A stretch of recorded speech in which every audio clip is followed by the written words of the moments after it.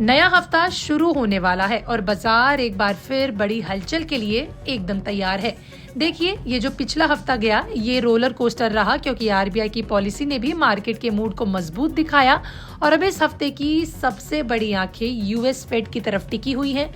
तो चलिए विस्तार से आज के वीकली मार्केट आउटलुक पर नजर डालते हैं और जानते हैं बाजार पिछले हफ्ते कैसा रहा, आने वाले दिनों में कैसा रहने वाला है और मार्केट की अगली चाल कैसी दिख रही है। इसके साथ ही इस हफ्ते आईपीओ कौन कौन से ओपन होने वाले हैं और क्या रहने वाले हैं बड़े इवेंट्स। चलिए विस्तार से आज की वीडियो में बात करते हैं। देखिए, पिछला हफ्ता बाजार के लिए मिला जुला रहा, लेकिन निफ्टी और बैंक निफ्टी दोनों ने जबरदस्त रिकवरी दिखाई। निफ्टी इस हफ्ते 25,890 के करीब के स्तर से उछलकर 26,180 के करीब पर बंद हुआ, सिर्फ 0.06% की मामूली गिरावट के साथ। वहीं बैंक निफ्टी की बात करें तो 58,925 के लो से बाउंस होकर 59,777 पर बंद हुआ, यानी 0.04% की हल्की बढ़त दर्ज की। ये दिखाता है कि नीचे के स्तरों पर खरीदार काफी एक्टिव थे और मार्केट अभी भी मजबूत हाथों में है। अब मार्केट की आगे की चाल क्या कहती है, आइए इस पर भी नजर डाल लेते हैं। देखिए, आरबीआई पॉलिसी के बाद बाजार में तेजी का जोश साफ दिखाई दे रहा है। टेक्निकल सेटअप की बात करें तो 26,000 से 26,100 का जोन अब एक मजबूत सपोर्ट बन चुका है। बुल्स के पास इस हफ्ते शानदार मौका है, क्योंकि ऊपर की तरफ रेजिस्टेंस 26,245, 26,325 और 26,400 पर है।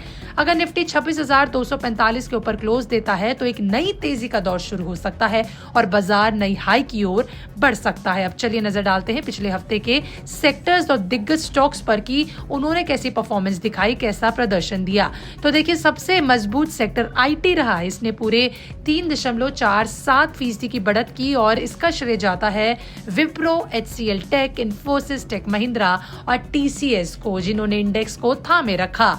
ऑटो, मेटल और प्राइवेट बैंक्स की बात करें तो हल्की बढ़त दिखी, लेकिन कई सेक्टर्स लाल निशान पर रहे, जैसे कि एनर्जी, पीएसयू बैंक्स, मीडिया और डिफेंस, जिसने 1 से लेकर 2.5% तक की गिरावट दिखी। डिफेंस सेक्टर 2.62% टूटकर सबसे कमजोर साबित हुआ। निफ्टी के टॉप गेनर्स की बात करें तो सबसे आगे विप्रो 4.16% के साथ रहा। इसके बाद HCL Tech 3.62%, Infosys 3.60%, Tech Mahindra 3.53%, Asian Paints 3.27% और टीसीएस 3.21%। इन सब ने आईटी को चमकाया, जैसे कि आपको स्क्रीन पर दिख रहा होगा हमारा आंकड़ा। वहीं बात करते हैं लूजर्स की, जो आपको स्क्रीन पर दिख रहे होंगे। इंडिको सबसे खराब रहा, जिसने पूरे 9% की गिरावट दिखाई। उसके बाद max health care, Titan, Apollo hospital और एचयूएल भी गिरावट लेकर आए। मिड कैप इंडेक्स पे भी जबरदस्त हलचल देखने को मिली। गेनर्स में B soft 13.82%, Hind copper 13.72%, ZFCV India 12%, Wockhardt 10%। ये सभी स्टॉक्स अच्छे परफॉर्मेंस करके निकले, लेकिन गिरने वालों की लिस्ट भारी रही। जैसा आप स्क्रीन पर देख सकते हैं, कैंस 20%, ओला इलेक्ट्रिक 13% माइनस में, पावर इंडिया 12% माइनस में, वर्लपूल 11% माइनस में। शार्प करेक्शन देखे गए। देखिए, अब इस हफ्ते की टॉप पिक्स की बात कर लेते हैं कि इस हफ्ते टॉप पिक्स क्या रहे। तो देखिए, सेंट्रम ब्रोकिंग की बात करें तो सेंट्रम ब्रोकिंग के अनुसार पहली पिक है टोरेंट फार्मा। ट्रायंगल पैटर्न पिछले 2 बार सफल रहा और इस बार भी पॉजिटिव रिवर्सल दिख रहा है। टारगेट 3,990 से 4,100 और स्टॉप लॉस 3,640 के करीब सुझाया गया है।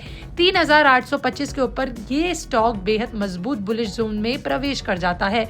दूसरा पिक है नौकरी। लंबे समय से सिमेट्रिकल ट्रायंगल में ट्रेड कर रहा है और 1,400-1,220 के ऊपर क्लोज मिलते ही तेजी की पुष्टि हो जाएगी। RSI 58 है, मतलब मोमेंटम अच्छा है। टारगेट 1,600 से 1,740 और सपोर्ट 1,320 से 1,340 बताया गया। अब बात पॉजिटिव फैक्टर्स की करें तो बाजार को सपोर्ट दे रहे हैं। तो देखिए, उसमें सबसे पहला पॉजिटिव है यूएस का high level trade delegation Bharat आने वाला है। इस दौरे से कुछ बड़ी ट्रेड डील्स की उम्मीद है जो फॉरेन इन्वेस्टमेंट को बढ़ावा दे सकती है। दूसरा पॉजिटिव है भारत रूस ट्रेड डील। इस डील के मजबूत संकेत घरेलू बाजार में एक सॉलिड सेंटीमेंट तैयार कर रहे हैं, खासकर एनर्जी, मेटल और पीएसयू सेक्टर्स के लिए। तीसरा पॉजिटिव आरबीआई की हालिया पॉलिसी। देखिए, रेट स्थिर रहे और आर्थिक आउटलुक पॉजिटिव रहा, जिससे बाजार को एक मजबूत बूस्टर मिला और बुल्स को फिर से ऊर्जा मिली। लेकिन हर हफ्ते की तरह इस बार भी कुछ नेगेटिव फैक्टर्स चिंता बढ़ा रहे हैं। FIIs लगातार बिकवाली कर रहे हैं। दिसंबर के शुरुआती दिनों में ही उन्होंने 10,403 करोड़ रुपए की सेलिंग कर दी। ये बड़ी बिकवाली इंडेक्स की चाल को बार बार धीमा करती है। दूसरी चिंता रुपए की कमजोरी होना। डॉलर के मुकाबले रुपया 89.95 तक पहुंच चुका है। देखिए 100 का आंकड़ा भी छूने वाला था, जो इंपोर्ट हैवी सेक्टर्स जैसे ऑटो और FMCG के लिए दिक्कत बढ़ा सकता है। इन दोनों फैक्टर्स का असर खासकर शॉर्ट टर्म में बाजार को थोड़ा दबाव में ला सकता है। अब IPO अपडेट्स की बात करें तो आने वाले हफ्ते में कौन कौन से IPO खुल रहे हैं, तो 8 से 10 दिसंबर तक वेकफिट इनोवेशन और कोरोना रेमेडीज के IPO ओपन हो रहे हैं।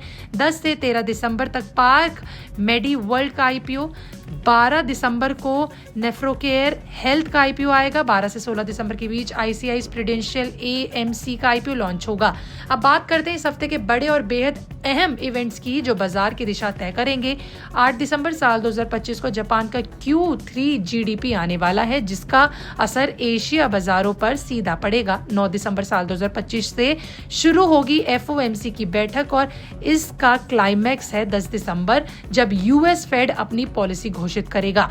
अगर फेड का टोन डविश रहा या रेट कट के संकेत मिले तो भारतीय बाजार में शानदार तेजी देखी जा सकती है। 12 दिसंबर को भारत का फॉरेक्स रिजर्व और रिटेल महंगाई का डेटा भी आने वाला है। ये दोनों घरेलू सेंटीमेंट्स को काफी प्रभावित करेंगे। तो कुल मिलाकर देखा जाए तो यह हफ्ता ग्लोबल इवेंट्स, बड़ी पॉलिसी घोषणाएं और दमदार मार्केट मूवमेंट से भरा हुआ है।